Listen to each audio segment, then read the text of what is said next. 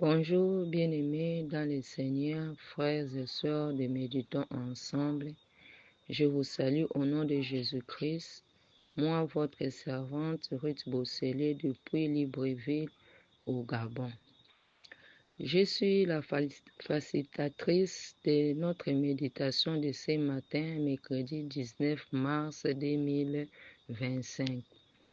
Gloire soit rendue à notre Dieu qui me donne cette opportunité de communier avec vous au travers de cette parole.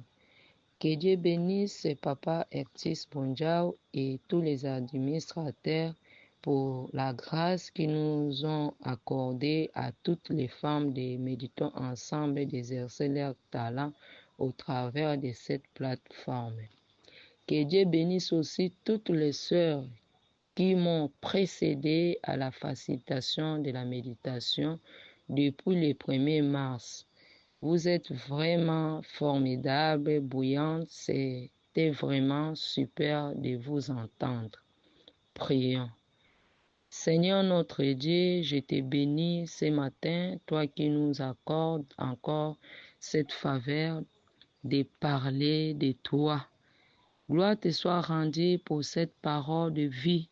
La Bible dit que ta parole est la vérité et la vie. Seigneur, nous voulons être transformés au travers de cette parole de ce matin. Nous voulons être instruits au travers de cette parole de ce matin. Parle à notre cœur au nom de Jésus-Christ. Amen. Je disais, notre méditation d'aujourd'hui, mercredi 19 mars, est dans le livre de Nombre 23, du 13e au 30e verset.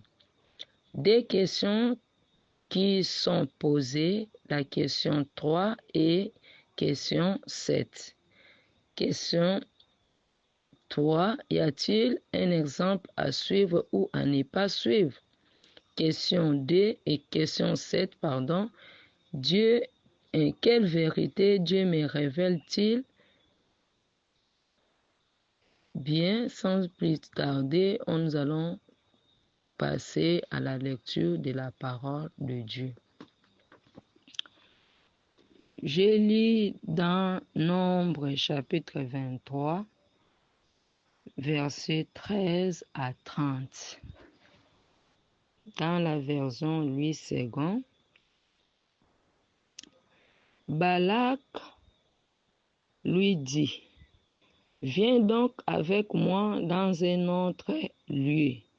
D'où tu les verras, tu n'en verras qui n'est parti, tu n'en verras pas la totalité, et de là, maudis-les-moi. » Il est menant au champ de Chorphim, sur le sommet de Pisgah. Il bâtit 7 autels et offrit un taureau et un bélier sur chaque autel.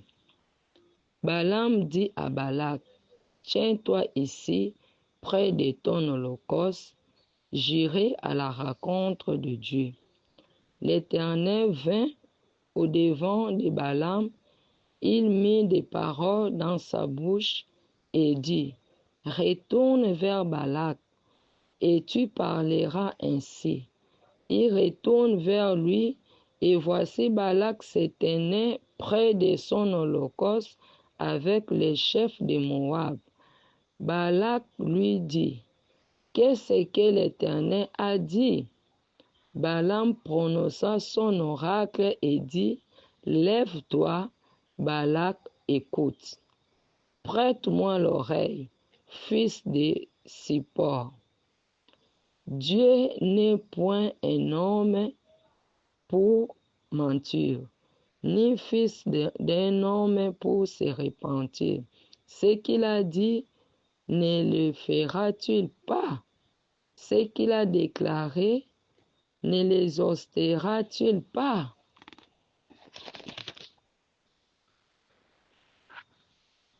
Voici, j'ai reçu l'ordre de bénir. Il a béni. je ne les révoquerai point.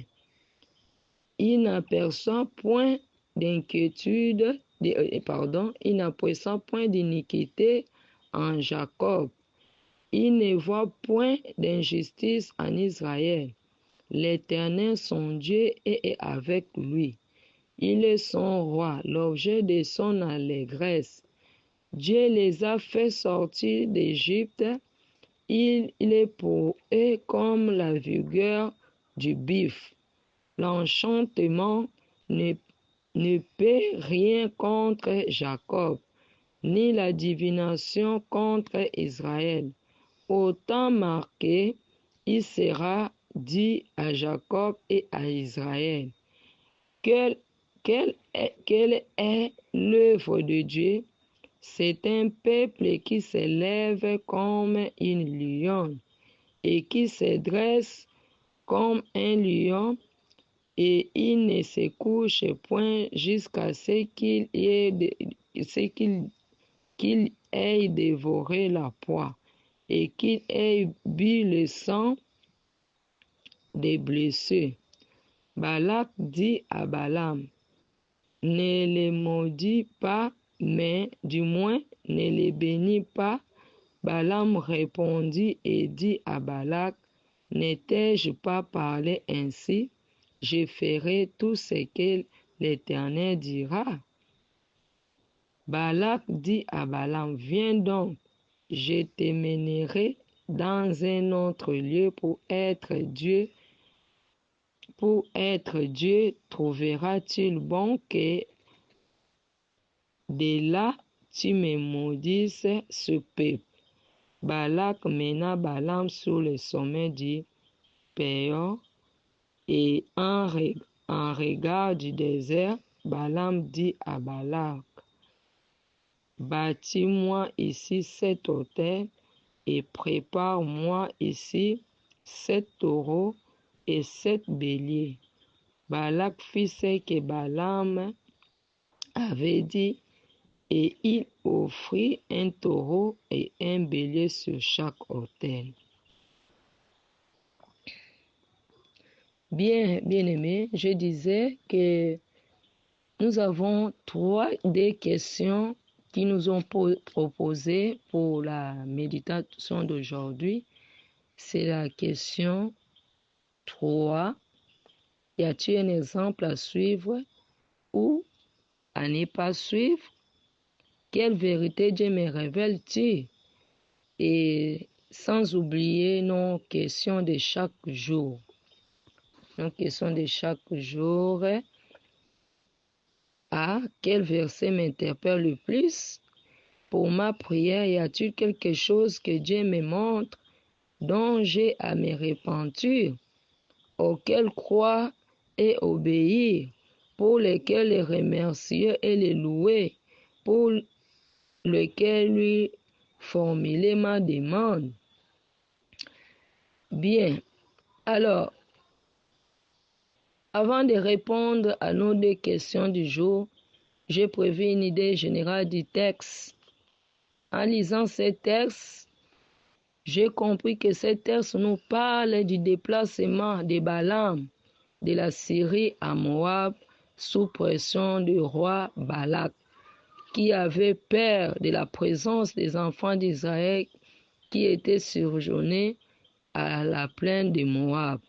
Il croyait que les enfants d'Israël étaient une menace pour lui et son peuple. Alors il a demandé à Balaam de venir leur maudire. Face à son appel, l'homme de Dieu était ferme dans sa position de ne pas changer la volonté de Dieu, quel que soit le rang social de la personne qui lui fait appel. Alors, passons à nos 2 grandes questions du jour. Commençons par la première question. Y a-t-il un exemple à suivre ou à ne pas suivre? Je découvre mon premier exemple, c'est l'exemple à ne pas suivre au verset 13. Quand nous lisons le verset 13, nous allons voir c'est Balak L'exemple de ne pas suivre, c'est l'exemple de Balak. De son incrédulité, qu'il croit s'il peut changer, et s'il change d'endroit, et il va changer aussi la volonté de Dieu sur son peuple. Alors, on ne peut pas changer la volonté de Dieu sur la vie de quelqu'un, quel que soit l'endroit qu'il se trouve. Les promesses de Dieu restent toujours irrévocables.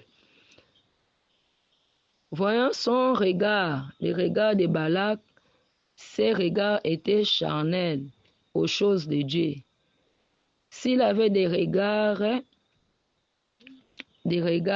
qui ne devaient pas agir s'il avait des regards spirituels qui ne devaient pas agir de la sorte, alors ayons les regards spirituels pour discerner la volonté de Dieu. Je vais passer mon deuxième exemple. Mon deuxième exemple, c'est l'exemple à suivre. C'est celui de Balaam au verset 16. En lisant le verset 16, cet exemple, on voit qu'à chaque fois, Balaam entrait en contact avec Dieu, Dieu se manifestait à lui. Et il sortait toujours avec un message venant de Dieu. J'espère que tel est le cas pour nous. On ne peut pas multiplier des prières, des jeûnes, des veillées, des prédications, des retraites spirituelles pour ne rien bénéficier en retour. Donc à chaque fois que nous rentrons en présence de Dieu, nous devons toujours avoir un mot de sa part, un message à part, ou soit une interpellation pour notre vie. Mon troisième exemple à suivre est au verset du verset 18 au 19 concernant la manière de parler de Balaam. Balaam, il s'adresse à Balak avec fermeté, malgré son rang social. Avec tous ces présents que Balak lui avait donnés, s'il pouvait changer d'avis, mais il est resté catégorique sur la voie du Seigneur. Bien-aimé, n'aimez pas le monde avec tout ce qu'il trouve. Restons fidèles à notre Dieu. Restons fidèles à notre vocation, quelle que soit la tempête. La tempête, quels que soient des soucis, quels que soient des problèmes, restons au pied de Jésus-Christ. Vraiment, c'est un texte qui est tellement riche. Vraiment, si je pouvais même continuer à faire ressortir, il y a tellement beaucoup d'exemples à suivre. Mais je les soucie aux autres de découvrir d'autres exemples. Passons à la deuxième question. Quelle vérité Dieu me révèle-t-il? La première vérité est du verset 19 au 20e. Dieu ne change jamais le destin de bénir quelqu'un. Ce n'est pas à cause d'un ordre donné par un homme que on peut se détourner, on peut changer sa manière de faire les choses. Il ne se détourne pas de sa parole. Dieu ne se détourne pas de sa parole. Ce qu'il a dit, il accomplira. Bien-aimés, nous qui sommes hommes de Dieu, pasteurs, évangélistes et bergers, donnez l'opportunité à nos fidèles d'exercer les dons qu'ils ont reçus du Seigneur au lieu de les étouffer. Arrêtez d'empêcher l'épanouissement de l'œuvre de Dieu, car chacun aura un compte à rendre au Seigneur. Balaam n'a pas voulu détourner la bénédiction des Israélites pour satisfaire Balak. Il était franc en disant à Balak rien que la vérité. Il dit, j'ai reçu l'ordre de bénir, et il a béni. Il n'a pas voulu changer son opinion. Il n'a pas fait marche en arrière pour perdre son âme, pour qu'il soit aussi frappé à son tour. Est-ce que l'évangile que nous prêchons est-il réellement ce que Dieu nous demande d'annoncer à l'Église, à la nation, ou par crainte d'être lapidé, ou par crainte des autorités? Parce que si nous constatons aujourd'hui dans nos églises, il est maintenant un peu difficile d'écouter plus la repentance, d'annoncer le salut des âmes. Il y a seulement des prédications qui se tournent tout autour de la bénédiction, des voyages, tout ça là. Or, nous avons reçu l'ordre d'annoncer l'évangile, d'annoncer la bonne nouvelle de Christ, de prêcher le retour du Christ, de prêcher la repentance. Dieu a besoin des âmes qui soient sauvées. Mais que faites-nous? Est-ce que nous continuons sur la même voie ou bien nous arrêtons seulement par ce qui concerne le monde, les voyages, la bénédiction et les salis? Où en sommes-nous avec le salut? Où en sommes-nous avec la repentance? Passons à la troisième vérité. Je vais passer à la troisième vérité, c'est au 21e verset jusqu'à 22e. Et si je vais lire ces versets, nous allons voir la fierté de Dieu vis-à-vis de son peuple. Dieu était fier des enfants d'Israël. Voilà comment Dieu vantait son peuple. Il n'a pas d'inquiétude sur leurs croyances. Dieu n'avait pas d'inquiétude sur leurs croyances, sur leur foi. Dieu dit qu'il n'aperçoit point d'iniquité, ni d'injustice, et il compare leur force à celle d'un lion. Cela soit ainsi pour moi et pour toi. Vraiment, si vraiment nous sommes un peuple pour qui Dieu pouvait compter, Dieu pouvait avoir confiance, continuer sur ces chemins-là.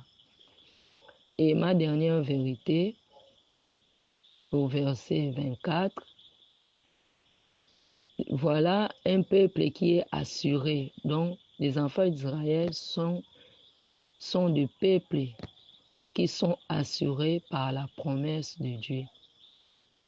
Dieu dit, aucune puissance sur la terre ne leur fera du mal.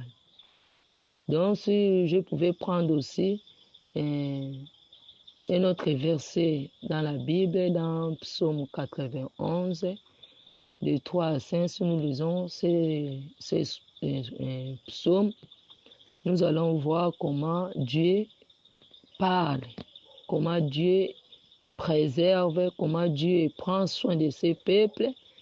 Et Dieu, il est un bouclier pour son peuple. Donc, personne n'a le pouvoir, comme lui-même il a dit, aucune divination, aucune puissance n'a l'autorité de leur faire du mal. Donc, celui qui est protégé, qui est caché sous la main du Très-Haut, il repose à l'ombre du Tout-Puissant.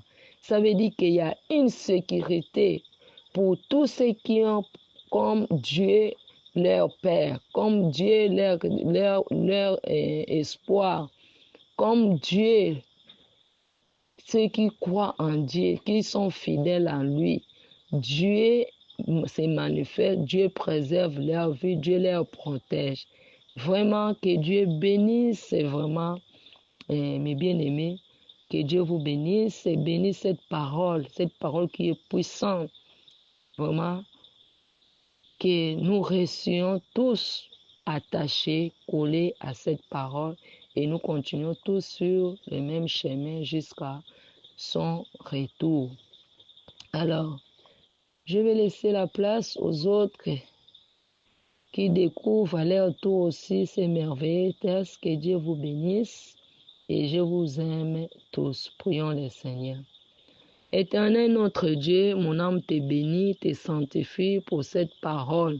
La Bible dit qu'il envoya sa parole et la parole le guérit.